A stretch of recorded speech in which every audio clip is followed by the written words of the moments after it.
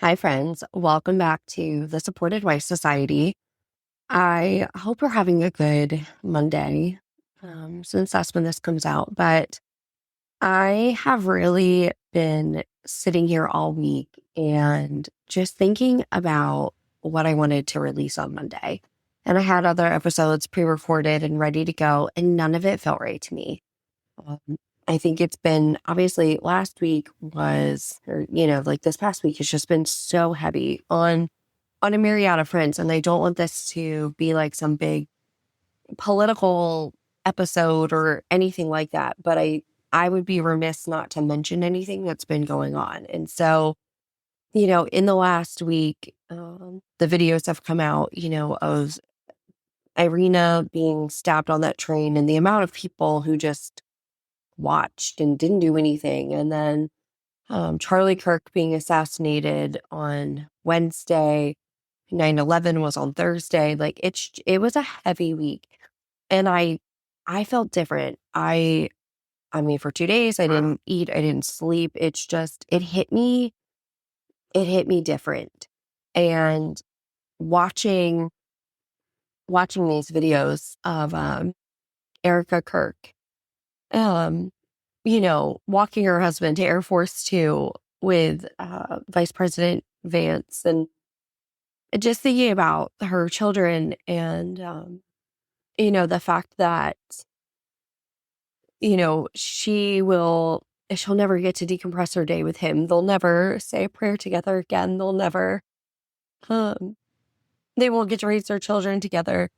All of these things. And then thinking about all of these victims of 9/11, who same thing, they got up, they went to work, they boarded a plane, and they also were robbed of the chance of watching their children grow up and growing old with the person that they love. And so I've just been thinking so much about the state of our marriages and how absolutely important it is that we build strong foundations in our marriage that are just completely unshakable no matter what life throws at us. And so this isn't going to be like the world's longest episode, but I wanted to encourage you, because this is like, it's a heavy week.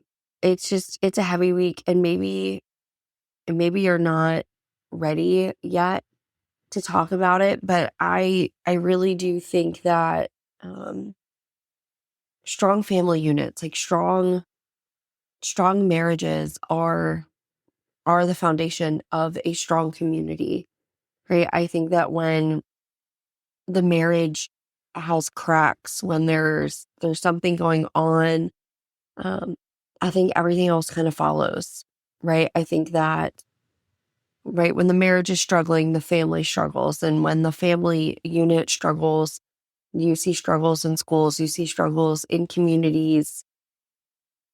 And I don't want that.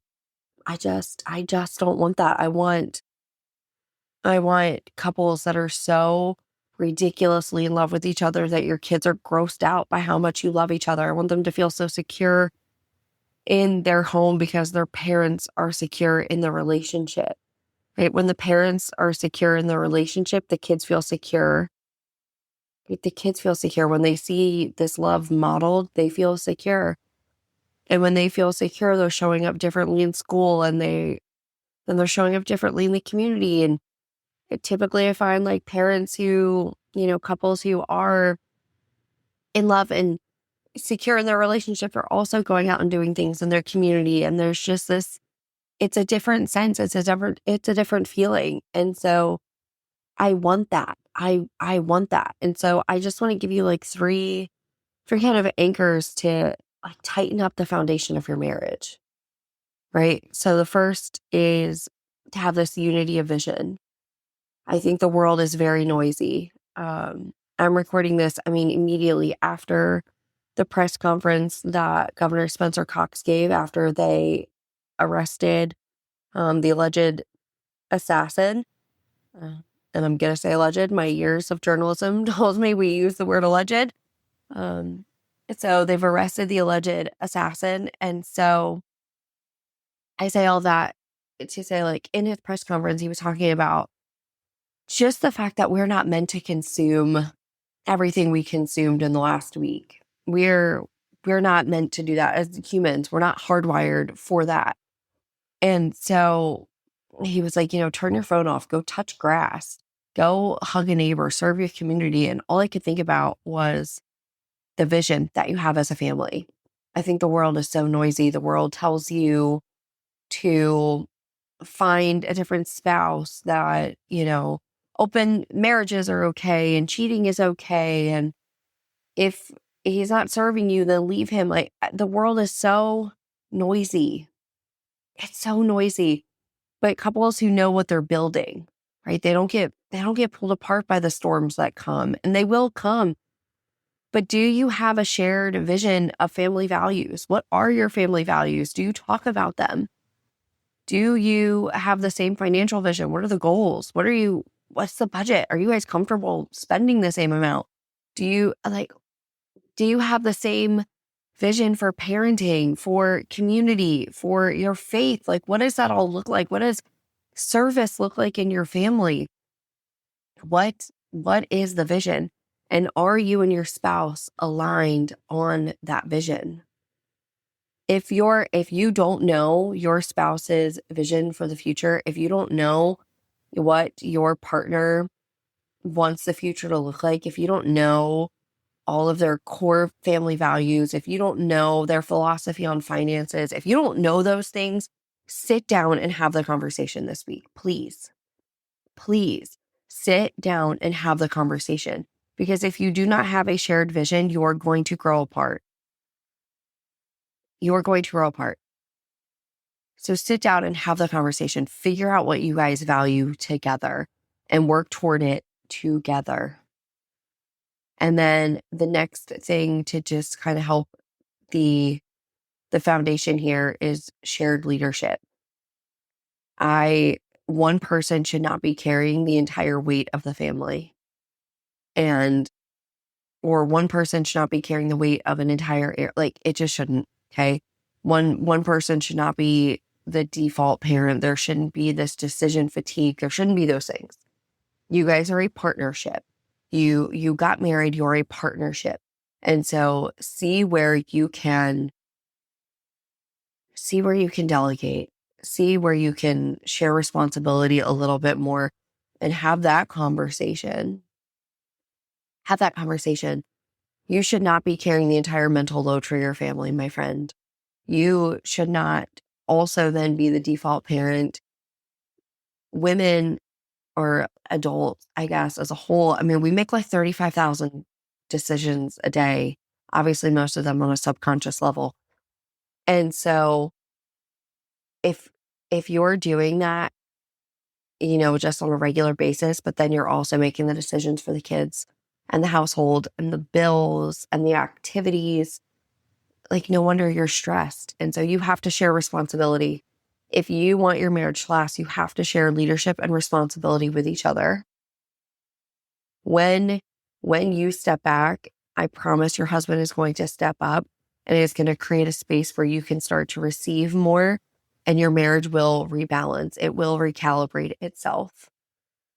And that's what you need for a healthy marriage. You need balance. And it's not going to be 50-50 every time. It's not going to be as perfect. Division of responsibility, it's never going to look like that. It's never going to look like that. And that's okay. There are going to be times where your spouse is giving more than you can, and vice versa. And that is okay. There are things that you're naturally better at than your spouse, and vice versa. And that is okay. I am not saying this has to be a clear 50-50 division of thing. You're keeping score. This thing that I'm doing takes up X amount of time, so therefore you need to do stuff that takes up X amount of time. That's not what I'm saying. What I am saying, though, is share the leadership, share the responsibility, share the parenting decision, share those things. Share them. Remind your children that they don't have to walk past their dad and then come find you to get a question answered. Their dad is a perfectly capable human being. And you get to model that for your children. You get to model that for your children. Okay? The children have made you the default parent because you made yourself the default parent. Share the responsibility. And then lastly, to to like really shore up the foundation is respect as a core currency. Desire and intimacy die when marriage slips into management mode, when you stop respecting each other, when you stop trusting each other. You have to learn how to respect your spouse more. You have to learn how to trust your spouse more so that you can rebuild attraction and make your marriage the safest place to land. If your marriage currently is not the safest place for you, if it is not the safest relationship for you, you have a respect problem. I want to encourage you to start treating each other differently. Start respecting each other a little bit more. Respect the decisions that you make. Respect the opinions, the values, the experience. Respect it all more. Respect it all more. This week has really just highlighted to me how fragile time is and how fragile life is. And what I don't want to have happen is that we just go on in whatever mode we've been operating in and thinking about, oh, well, I'll deal with it later, or we'll fix our marriage when the kids are older. It's not a priority right now. You just don't know. You just don't know. And so I really want to encourage you, like, to tighten up the marriage now, to make the marriage a priority now, to put you and your spouse first now, because you just don't know when things could shift, when something could happen that rocks your court. And it doesn't have to be a tragedy like this, right? Could you guys withstand right now one of you getting sick? Could you withstand one of you losing your job?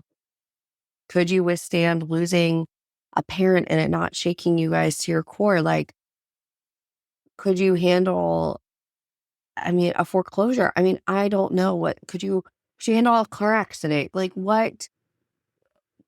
whatever, we just don't know what is coming. And the only way to safeguard your relationship is to work on it now. Work on it right now. Put the effort in now. Turn toward each other now so that you are ready if and when something comes. Because it will. Life is hard. Something will come. It cannot always be picture perfect and you have no trials at all. It's just not reality. And I would do you a disservice to say that you can live in sunshine and rainbows all the time and your life will be perfect and nothing will ever be hard. It's just not the reality of it. And so shore up your marriage now. Tighten up the marriage now. Pour into each other now, because you just don't know what is coming. None of us know what is coming, but I can rest assured in knowing Glenn has my back 110%. I know no matter what life throws at us, we're good. And we've lived it. We have lived it for 6+ years now. We have been going through something so hard, things that would and do break up a lot of families, especially couples who are remarried. Glenn and I are, he's divorced, I'm divorced. That's a whole different story as to why we both got divorced. They were for very justifiable reasons beyond both of our control. However, the situation we're walking through, most couples do not last 3 years. That's just the statistics. Like, most couples do not last 3 years. Glenn and I are still radically obsessed with each other, despite what is thrown our way, despite the fact that there is something going on that is actively trying to separate us. And because our marriage is so strong, because we focus on each other, because we are still dating each other, we're still laughing, we respect each other's decision and what we bring to the table and our ideas and our values, our marriage is good. It's good. Nothing can separate us. Like, short of one of us passing, nothing will separate Glenn and I. And so I want you to have the same level of assurance. I want you guys to be so obsessed with each other that no matter what comes, you're good. You're good. You're great. You still love each other. You're still laughing, even when things are hard. That's what I want for you. And I don't want you to wait for a tragedy to decide to focus on the marriage. I want you to do it now. I don't have like some, big thing here other than focus on the marriage now. Just pour into each other now. I would be a bad person, I guess, if I didn't mention that, Supportive Wife Society is open. We had an incredible call this last week, really deep diving into the mental load. And so that's up for people to watch already. And I'm so grateful for this community that we're cultivating and just the experiences that are happening in here. People were taking so many notes when we dove into the mental load and just what that looks like and that shared responsibility, that shared leadership. And so we talked about the way our brains are hardwired. It was such a great call. And so I want to invite you to that space. If you're like, I need some support to shore up my marriage, I need help. I need community. I need people around me. Then that is the community for you. So there's a link in the show notes, or just send me a message on Instagram. Also in the show notes, connect with me. You could also hit send fan mail in the show notes, and it's a text that comes directly to me. You can text me. So I want to encourage you to pour everything you have into your marriage, because it is the safest place for you. It should be the safest place for you. It should be the place where you can truly be yourself and to decompress and really just pour into each other. And if it's not, we have to fix it today, right now. We have to fix it. So I love you. I will be back with regularly scheduled stuff next week, but I felt like this week was just too important to not address it. So I love you guys, and I will see you next week. Bye, friends.